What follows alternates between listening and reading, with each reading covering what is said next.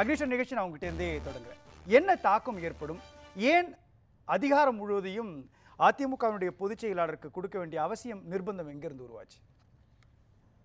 Sir, ஒரு பெரிய கோயில் இருக்கிறது, அதற்கு மேலே ஒரு கும்பாபிஷேகம் நடத்துகிறோம் என்றால் அந்த கோபுரத்தினுடைய அதுதான் மையப்பகுதி அப்படின்னு பொருள். அதுபோலத்தான் ஒரு கட்சிக்கு பொதுச் செயலாளர் என்பது ஒரு மையப்பகுதி, அதிகார மிகுந்த பதவி அப்படின்னு நான் பார்க்குறேன். ஒன்று. இன்னொன்று, 6 மாதத்துக்கு ஒரு தடவை ஒரு கட்சியினுடைய பொதுக்குழு செயற்குழு கூடியாக வேண்டும். அதனுடைய அடிப்படையில் நம்மளுடைய தேர்தல் விதிமுறைகளுக்கு உட்பட்டு அதிமுக அந்த ஒரு செயற்குழு பொதுக்குழு கூட்டத்தை நடத்தியிருக்கிறாங்க. அப்படி தான் நான் பார்க்குறேன். இப்போ இதில் 2 ஃபேக்டர் இருக்குது இல்லையா? 2019 நாடாளுமன்ற தேர்தலில் அதிமுகவினுடைய தோல்வி, 2021 சட்டமன்ற தேர்தலில் அதிமுகவினுடைய தோல்வி. இது 2க்குமான ரொம்ப முக்கியமான காரணமாக சொன்னது இரட்டை தலைமை அப்படின்ற ஒரு விஷயம். ஒற்றை தலைமையாக வர்றப்போ அதில் பல சாதகமான அம்சங்கள் இருக்குது. கூட்டணி வைப்பதில் இருக்கக்கூடிய தன்னிச்சையான அதிகாரம், இன்னொன்று சொல்லக்கூடிய விஷயங்களை கேடர்கிட்ட போய் கொண்டு சேர்க்கணும் அப்படின்றது இருக்கு இல்லையா?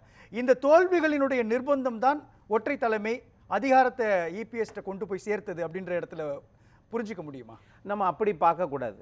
அதாவது பல்வேறு வழக்குகள், 2 பொதுக்குழு, இதையெல்லாம் தாண்டி நீங்கள் 2019 அதிமுக பாரதிய ஜனதா கூட்டணி வாங்கிய வாக்குகள் எவ்வளவு, அதே மாதிரி இன்னைக்கு இந்த 2024 வாங்கிய வாக்குகள், அன்றைக்கு இரட்டை தலைமை, இன்றைக்கு ஒற்றை தலைமை. இந்த ஒற்றை தலைமைக்கு 21.5% வாக்குகள் எடுத்திருக்கிறாங்களே, அதை யாரும் பார்க்க மாட்டேங்கிறாங்களே.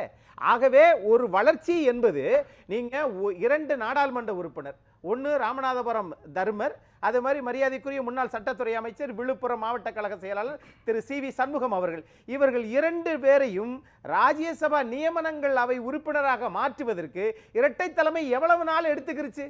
ஆனால் ஒற்றை தலைமை அந்த முடிவை அப்படி எடுக்க வேண்டும் என்றுதான் அந்த கட்சி முடிவெடுத்திருக்குது. அதையும் தாண்டி இப்ப நாங்க பார்க்க வேண்டியது 26 தீர்மானங்கள். இது தமிழ்நாட்டுடைய வளர்ச்சிக்கான தீர்மானங்கள். அதையெல்லாம் விட நான் ரொம்ப பெருமையாக நினைப்பது என்னவென்று கேட்டால், ஒரு கட்சி சாதிவாரி கணக்கெடுப்பு நடத்தப்பட வேண்டும். தமிழ்நாட்டில் திராவிட முன்னேற்ற கழகம் ஆளுகிற கட்சியாக இருக்கிறது. அடிக்கடி சமூக நீதி என்று பேசுறாங்க. நம்ம சின்ன பிள்ளையில படிச்சிருப்போம், சமூக நீதி என்பதை பிரித்து எழுதுகன்னா சமூகம் கூட்டல் நீதி. ஆனா இங்க சமூகம் கூட்டல் நீதியாக இருக்கிறதா என்று கேட்டால் எத்தனை சமூகம் என்றே தெரியவில்லை. பிறகு எப்படி அந்த சமுதாயத்துக்கு நீதி கிடைக்கும்? ஆகவே சமூக நீதி வேண்டுமென்றால், எத்தனை சமூகம் என்பது வேண்டுமென்றால் சாதிவாரி கணக்கெடுப்பு நடத்தப்பட்டுத்தான் ஆக வேண்டும். இல்ல, அதுக்கும் இந்த ஒற்றை தலைமைக்கும் என்ன சம்பந்தம்? ஏன்னா கட்சியுடைய இந்த தீர்க்கமான முடிவை எடுத்திருக்கிறார்ல அதிமுக. இரட்டை தலைமை இந்த முடிவு எடுத்துச்சா? கல்வியை மாநில பட்டியலுக்கு கொண்டு வர வேண்டும் என்று சொன்னது யார்? இன்றைக்கு இருக்கக்கூடிய அதிமுக கூடிய பொதுக்குழு தான். 1976 42வது திருத்தத்தில் அன்றைக்கு இந்திய நாட்டினுடைய பிரதமராக இருந்த அன்னை இந்திரா காந்தி அவர்கள் மாநில பட்டியல பூரா கொண்டு போய் மத்திய பட்டியலில் சேர்த்தாலும் பரவாயில்ல, பொது பட்டியலுக்கு கொண்டு வந்தாங்க. பொது பட்டியல் என்பது என்னன்னு கேட்டா, மத்திய பட்டியலுக்கு 1 என்றால் பொது பட்டியல் 2ன்னு வச்சுக்கிறாங்க.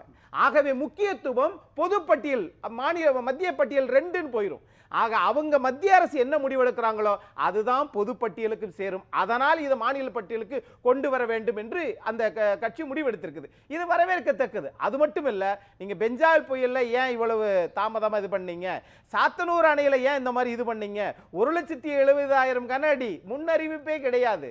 ஆக இது மட்டுமல்ல, டங்ஸ்டன் 10 மாத காலமாச்சு, தகவலே தெரியவில்லை. ஆனால் ஏலம் விடுவது மத்திய அரசு, குத்தகைக்கு விடுவது மாநில அரசு.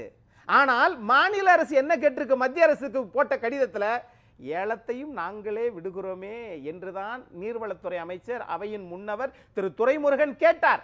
அப்போ புரியல, உங்களுடைய நோக்கம் என்ன?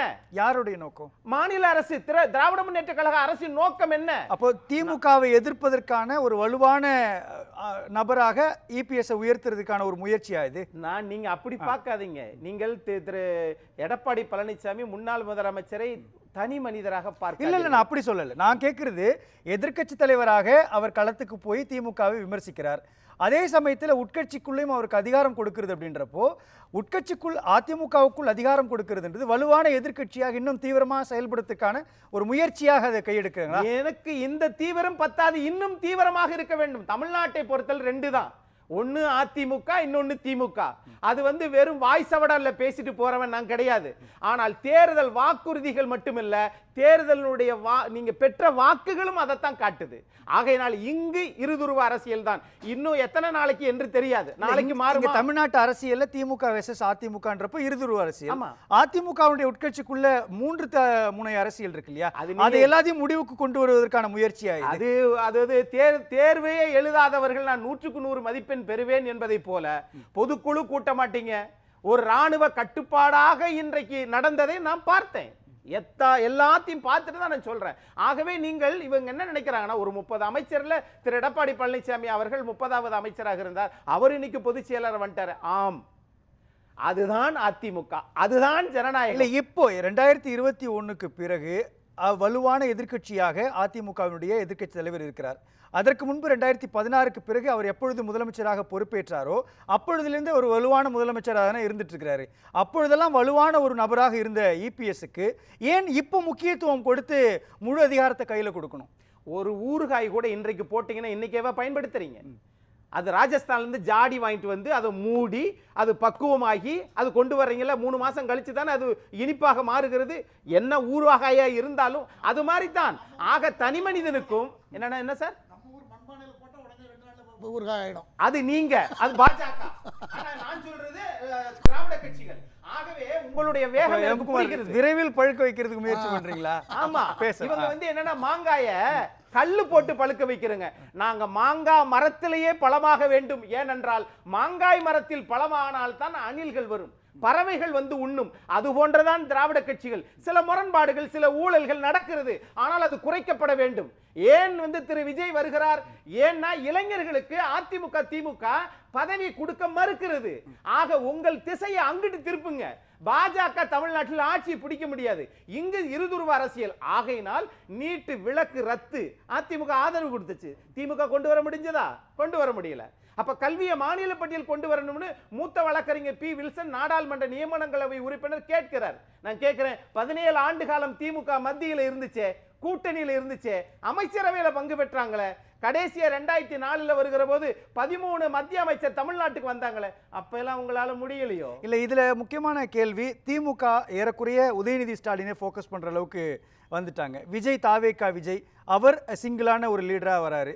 அண்ணாமலை பாஜகவில் ஒரு தனித்துவமான லீடராக மாறிட்டார்.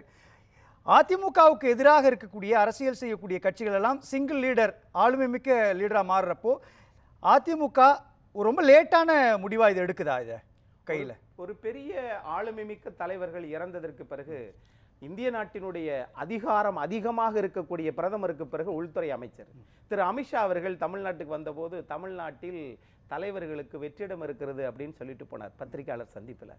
ஆனால் தமிழ்நாட்டில் தலைவர்களுக்கு வெற்றிடம் இல்லை. திமுகவை பொறுத்தளவில் கலைஞர் கருணாநிதி அவர்களுடைய புதல்வர், தமிழ்நாட்டினுடைய மாண்புமிகு முதலமைச்சர், கட்சியின் தலைவர், தமிழ்நாட்டினுடைய முதல்வராகிவிட்டார் திரு மு க ஸ்டாலின் அவர்கள். ஆகவே திமுகவில் வெற்றிடமில்லை. அதற்கு பிறகு திரு உதயநிதி அவர்களும் கொண்டு வந்து விட்டார்கள். ஆகவே அது பல காலத்திற்கு அங்கு வெற்றிடமில்லை. ஆகவே அண்ணா திராவிட முன்னேற்ற கழகத்திலேயும் செல்வி ஜெயலலிதா அம்மா அவர்கள் மறைந்ததற்கு பிறகு இங்கு வெற்றிடம் வந்துருச்சு என்று நினைச்சாங்க.